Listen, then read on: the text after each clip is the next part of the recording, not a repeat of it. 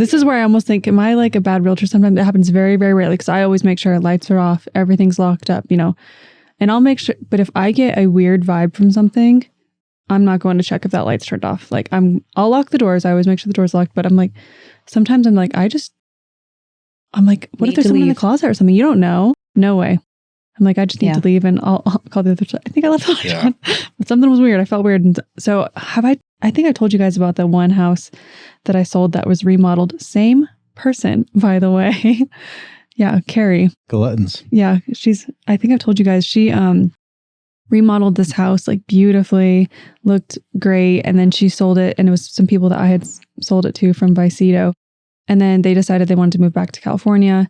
And so I was selling it again. And this lady, little old lady, super Christian, like not someone you would think like would be thinking this. She's like, and she knew that I knew the other person that sold it really well. She's like, has someone died in this house? I was like, I don't know. It's older, who knows? Right. But it's like, she had remodeled it where you couldn't even tell. And I was like, I really don't know. She's like, sometimes I'll walk around a corner and I'll see someone standing. She's like, specifically in the kitchen. She's like, there's just people. She's like, I always see people standing in the kitchen, and then I blink a few times and it goes away. And I'm like, I will ask. That's weird. Yeah. I'm like, I will ask, because I do know the other person really well. And I was like, hey, Carrie, I was like, I told her I would ask, and I'm going to. I was like, do you know if someone like died in the house or anything? She's like, she keeps seeing people in the kitchen. She's like, you know what? She's like, in the pantry, whenever I was remodeling it, the whole inside of like this walk-in pantry had like pentagrams and stuff drawn all over it, all on the ground, all on the inside. She's like,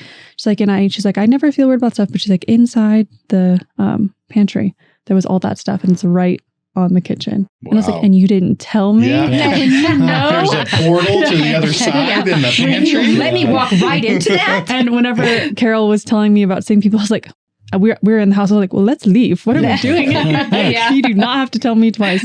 If you feel a weird vibe, let's go. Let's leave. That's right. Yeah. This is not the house. Especially women, man. Women have that gut instinct that guys are a little more hee-hee. Yeah.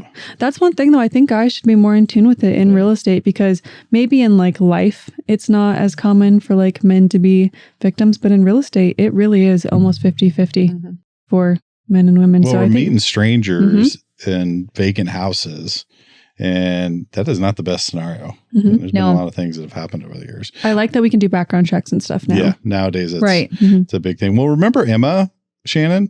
So Emma had this instance. I remember she had a scary one. So this guy called her and wanted to see this house that had just been listed. And back then, this was a really high-end home. But it was on this acreage, and it was down this wooded lane. And she just kind of had a bad feeling about it. So she still went. And she pulls up, and the guy comes walking down the lane. And she's like, that's kind of weird. Like, why would he walk down the lane? And so she got out and he greeted him, and she just didn't feel right. And so she walked over to the front door. Now, keep in mind, this is a big 2-story vacant home, and kind of, tucked away in the middle of nowhere. And so she opened the door, and he goes, no, after you. And so she goes, no, after you. And he goes, no, after you. And so she finally kind of stepped into the house, and he goes, I want to go see upstairs first. And immediately, and she was like, why wouldn't you want to see the rest of the house? She's like, lead the way. Yeah. And so she goes, okay, well, after you. And he goes, no, after you. And so it got really awkward. She said they did that like 3 or 4 times, like after you, after you, after you.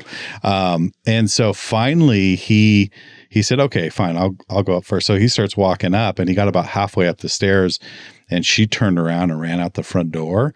By the time she got to her car and slammed her door and locked it, he was beating on the window. Oh my gosh. He had chased her down the stairs and out the door, was beating on the window. And she had thrown it in reverse and was heading out. And so when she got back to the office, I was like, Emma, oh my gosh, if you ever have a feeling like that, like, let us know. We'll go. Don't walk into that. You remember that, Shannon? Oh my gosh. Did she call the cops or something? Did you guys call the cops? Yeah, we did. I don't remember what came of it, but yeah, I mean, those people disappeared. And this was way before surveillance cameras and stuff like that, early 2000s. And you got to consider back then, we didn't have social media. We didn't have cameras on our phones, where we had the flip phones. Yeah. Where now, there's a lot of things we can look before we go, look people up.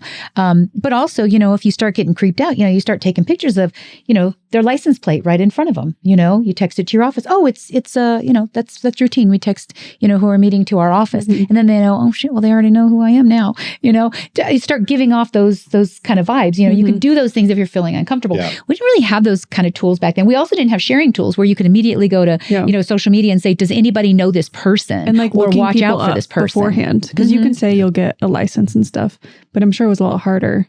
Yeah. Then versus now being like, oh, all could you you could email really me do over then or was call text the it board over? office and say, hey, I had a scary incident. Will you put it out to everybody so everybody's aware? And then we would just notify everybody to watch out for this person. This was the name, if it is them or not. That's not a good system. Yeah.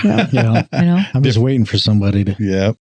All right. We got time for one more. We got about 2 or 3 minutes. I've got one if no one has one. Go for it. Go ahead. Okay. This was a hearsay. So I wasn't actively involved in this one, but Elizabeth, a good friend of ours, a former broker, she had an instance where a friend of hers called and said, hey, I got a call to go out and do this market analysis and I just don't feel right about it. And Elizabeth, wonderful woman, was like, I'm going to go with you. Let's just go together. And so they drive together out to this property. And it's way out on Sullivan Road. And it's just kind of in the middle of nowhere. And they pull up to the... Do you remember this story, Shannon? It's funny now that you're saying this because she was actually with Vicky at the time. I worked at Coldwell Banker. Was it Vicky? Those two ladies, yep. I worked at Coldwell Banker. I remember when that happened and I remember how scary it was for everybody. Yeah. Now, correct me if I'm wrong when I tell the story, but they pull up to this property and it's just this little single wide out in the middle of nowhere. And this guy, so they pull up and they get out and they start walking to the front door. And this guy opens the door. They knock on the door and he opens the door and they look in and they don't see anything in the house other than a tripod and a camera set on top of it. And I think a TV. And then immediately when he opened the door, a guy came around from the side of the mobile home. And so then they recognized there was 2 people there. And I think Vicky and Elizabeth kind of just backed themselves in, got into the car and took off. Is that how you remember it? Yeah. Yeah. I mean, but the fact that there was... They were calling her out for a setup, obviously. Yeah. And I think it was just divine intervention that someone said, hey, I'll come along with you, you know, because how many times do we go out on those kind of appointments just by herself? If she had been alone, I don't know that she would have come back. Yeah. That's very scary. The guy flanking her around the side of the home immediately when the door was open. That is scary. So there are nefarious people out there, and these are they weren't expecting having more than one person out there, I think. Yep. And I think we're so nervous about like being professional or not making a scene. I always say I'm a make a scene person, but I'm not, but I'm trying to put it in my mind, like make a scene, like you should make a big fuss, I think that really does like kind of throw people off, but it's not your initial gut reaction. Yeah. Like even when the guy behind you at the thing, it's like, oh, I'm sorry, versus like, what are you doing? Yeah. Why, like, you know. Yeah, get away from me. Yeah. Because normally you would just kind of laugh it off and just be like, oh gosh, you startled me. I didn't know you were there. But you know when something's not right and you take a whole different tone and you put some distance between you and stick to business. Yeah. Yep. It's not funny that he scared me. I'm not going to giggle it off. Yeah, it's not funny. Yeah. Yeah. Yeah. There are some creeps out there that we run into. I had a couple that was creepy. And I was like a football field away from them.